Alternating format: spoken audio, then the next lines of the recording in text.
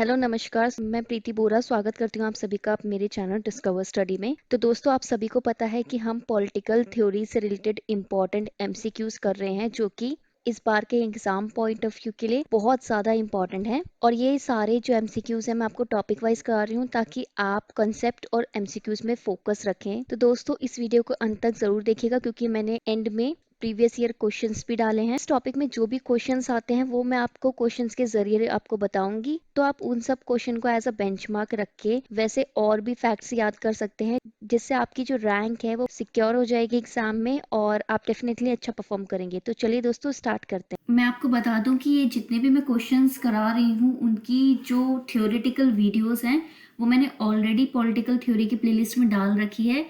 आप वो वीडियोस देखिए, उसके बाद ये क्वेश्चंस कीजिए और साथ साथ आप पार्टिसिपेट भी कीजिए और कमेंट सेक्शन में लिख के बताइए कि आपका क्या स्कोर रहा है। क्वेश्चन नंबर 1, इनमें से किसने डिस्क्राइब किया था जस्टिस को as the first virtue of social institution की, किसी भी सोशल इंस्टीट्यूशन का फर्स्ट वर्च्यू?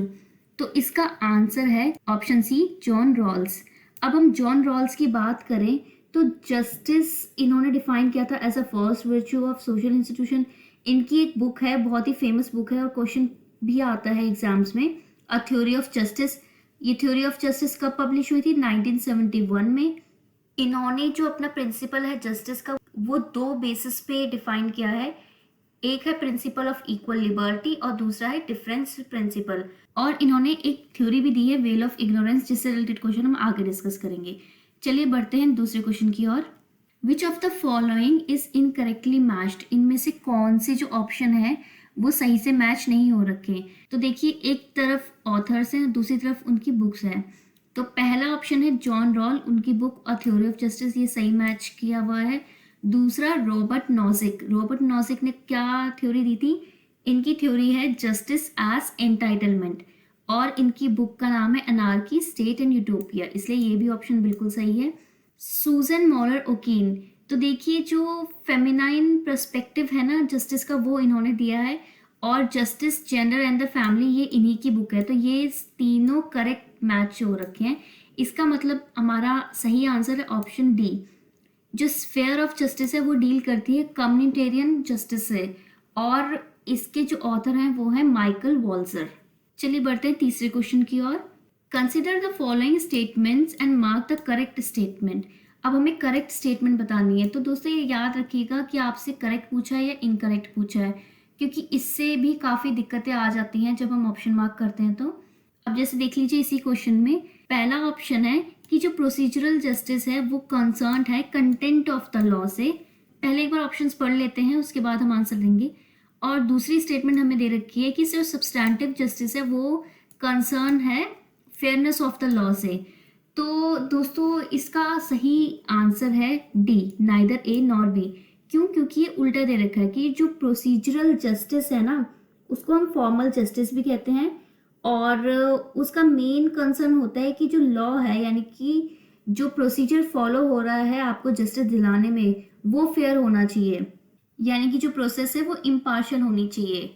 दूसरी तरफ जो सब्सटैंटिव जस्टिस है उसका मेन जो फोकस होता है वो होता है कि जो लॉ है उसका कंटेंट फेयर होना चाहिए। और सब्सटैंटिव जस्टिस को हम नीड बेस्ड जस्टिस भी कहते हैं और ये बेसिकली सब्जेक्टिविटी पे बात करता है। Next question, which of the following are parts of Rawls principle of justice? देखिए मैंने क्वेश्चन नंबर 1 में पहले ही आपको बता दिया है कि जो जॉन रॉल्स हैं उन्होंने जो जस्टिस के प्रिंसिपल दिए थे दो बेसिस पे दिए थे।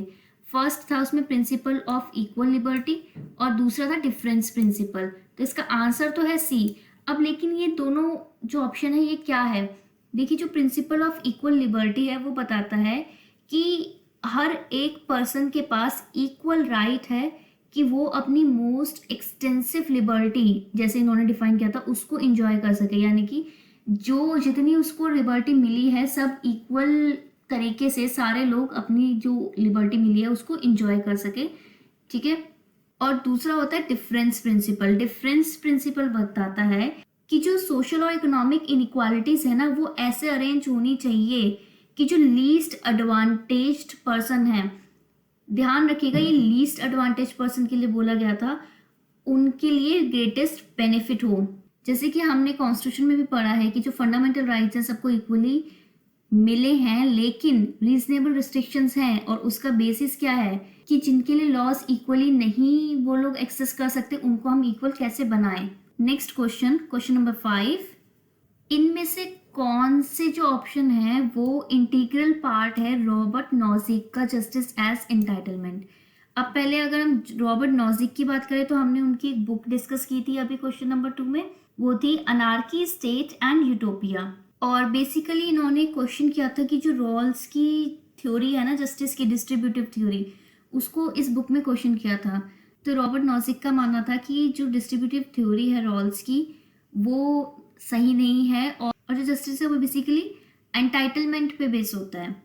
और इसी से रिलेटेड उन्होंने 3 थ्योरी दी थी एंटाइटलमेंट की, और वो तीनों थ्योरी हैं जस्ट एक्विजिशन ऑफ होल्डिंग, की कोई भी होल्डिंग हो वो आपने लीगली और जस्टिफाइड वे में एक्वायर की हो।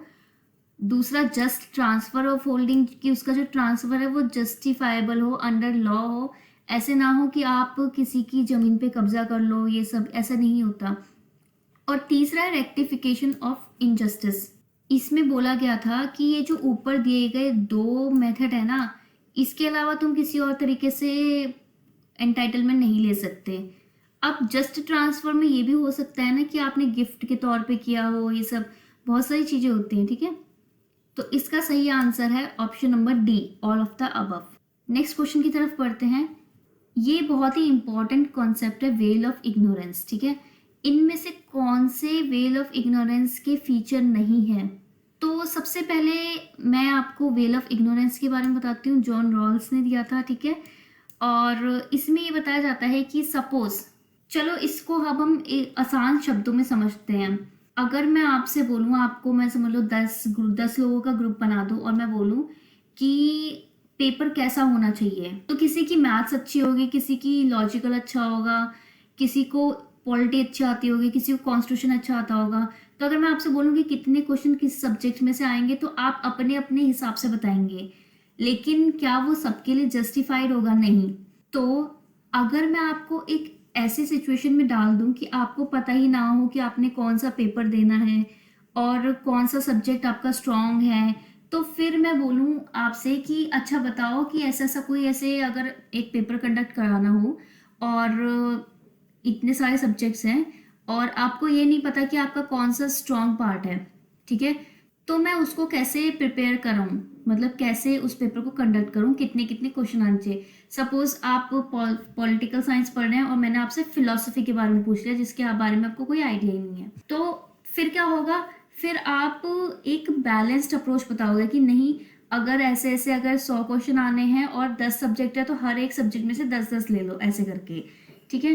तो ये वाली जो सिचुएशन होती है ना, इसको हम बोलते हैं वेल ऑफ इग्नोरेंस की, जब हमें ये नहीं पता होता कि उस पर्टिकुलर चीज़ से हमें क्या फ़ायदा होगा, ना हमें पता है हमारी स्ट्रेंथ, हमें ये भी नहीं पता कि हमारी सोसाइटी में क्या पोजीशन होगी, क्या क्लास होगी, और कैसे जो नेचुरल एसेट्स हैं वो डिस्ट्रीब्यूट होंगे, और हमें ये भी नहीं पता कि सही क्या है गलत क्या है। तो उस समय पे जो आपसे पूछा जाता है तो आप उसका बिल्कुल ही ऐसा जवाब देते हो जो सबके लिए फेयर हो, इक्वल हो, बट उसकी भी काफ़ी सारी ड्रॉबैक्स है। फिलहाल तो हम वेल ऑफ इग्नोरेंस को ही डिस्कस करते हैं। तो ऑप्शन देख लीजिए, no one knows his place in society, his class, position और सोशल स्टेटस, तो ये बिल्कुल सही है।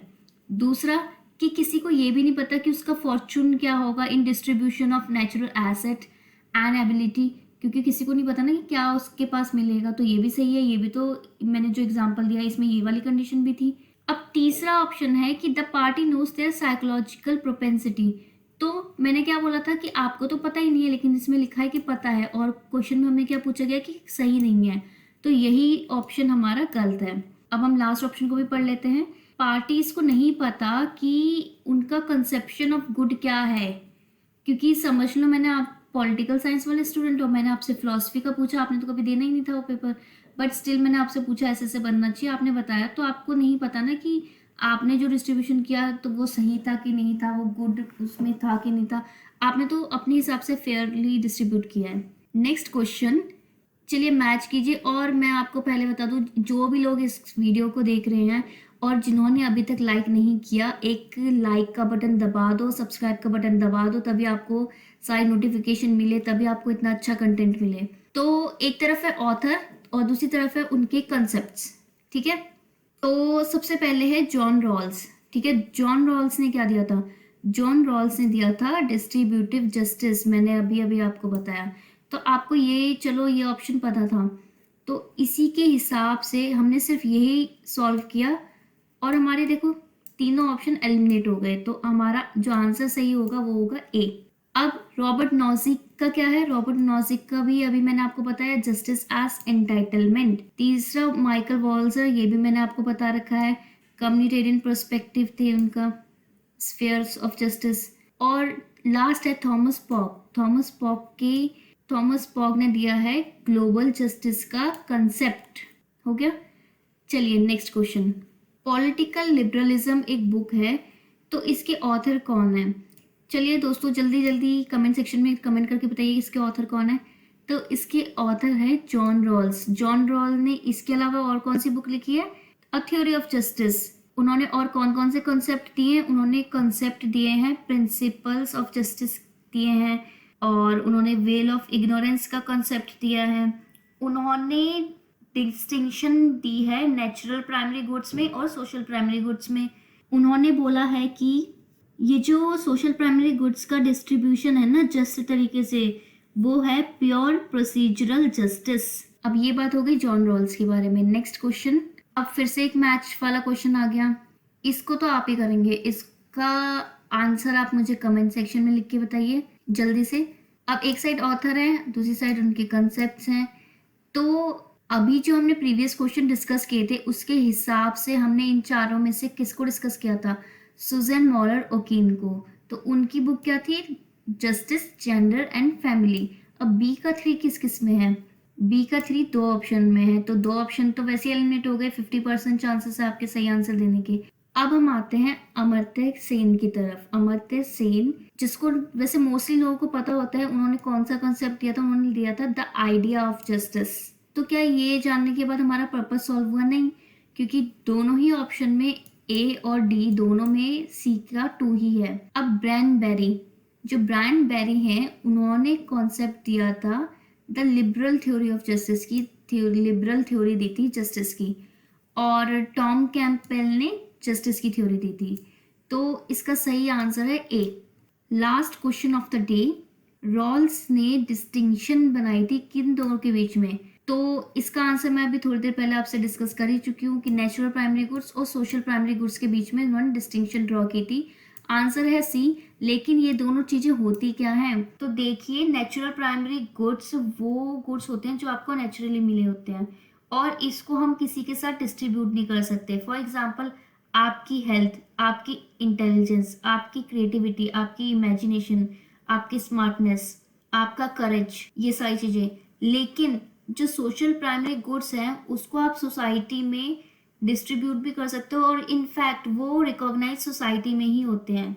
जैसे मैंने आपको राइट्स वाले चैप्टर में पढ़ाया था ना पॉलिटिकल थ्योरी के, कि राइट्स कब आप रिकॉग्नाइज कर सकते हो? राइट्स सिर्फ सोसाइटी में रिकॉग्नाइज कर सकते हो, इनफैक्ट वो उधर ही यूज होते हैं। अब सोशल प्राइमरी गुड्स क्या हो गई? जैसे कि आपके राइट्स, आपकी लिबर्टी, आपकी अपॉर्चुनिटी, आपके पास कितनी पावर है, इनकम, वेल्थ, सेल्फ रिस्पेक्ट, ये सारी चीजें आती है सोशल प्राइमरी गुड्स के अंदर। तो दोस्तों जल्दी से मुझे कमेंट करके बताइए कि आपने कितने क्वेश्चन सही किए, और जिसने भी अभी तक ये चैनल को सब्सक्राइब नहीं किया है और लाइक बटन नहीं दबाया है, तो अभी इस वीडियो को लाइक कीजिए और सब्सक्राइब भी ज़रूर कीजिए। इनफैक्ट मैं देख रही हूँ कि 80% लोग जो देखते हैं वो सब्सक्राइब ही नहीं करते। तो अगर आप सब्सक्राइब करेंगे तो आपको और अच्छा कंटेंट मिलेगा, नोटिफिकेशंस आएंगी, तो डू सब्सक्राइब। और मिलती हूँ मैं आपसे नेक्स्ट वीडियो में, तब तक के लिए bye bye, see you and have a nice day.